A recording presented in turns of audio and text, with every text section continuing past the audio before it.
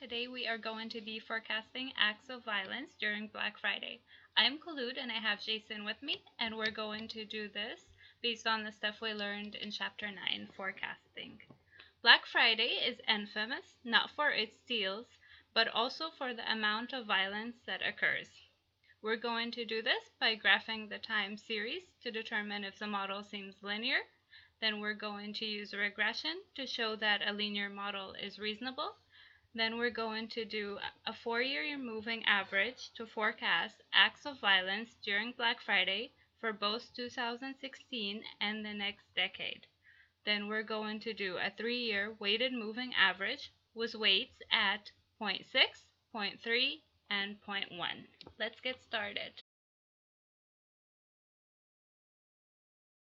Welcome back, ladies and gentlemen. Here is Jason speaking to you today.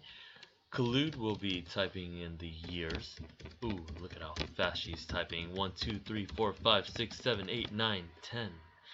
As well as the number of violent acts that occurred. As you can see, the United States is quite violent. So I would avoid Black Friday if you can. Otherwise, go during the day when big fat people don't really want to crush you. Here she is now, inserting a graph as part A.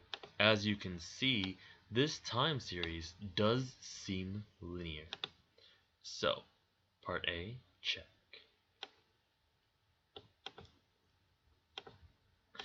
Now Khulud is moving on to the regression analysis. She has already inputted the Y and X ranges, so she's just going to hit OK. And reinsert the Y range and X range incorrectly. Please redo that, Khulud. There you go. Notice that she will also uncheck labels. Now as she hits OK to get the results, we can see that the p-value is very, very small and insignificant, thereby rendering this model linear.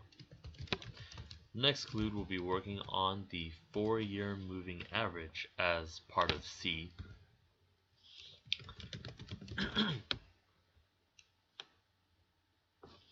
Starting with the 5th year, she highlights years 1 through 4 and drags it down to year 11.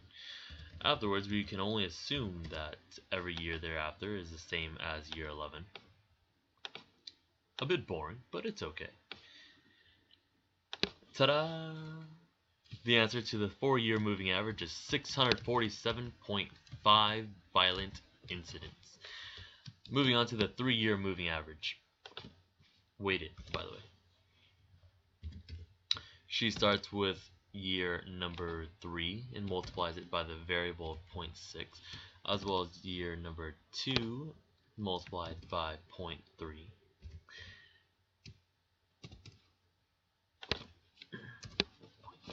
And the first year by 0.1. Okay. As she drags it down, we find that the forecast for 2016 is 690.2 acts of violence. And there you have it, folks. That is the answer to our problem. Have a good night.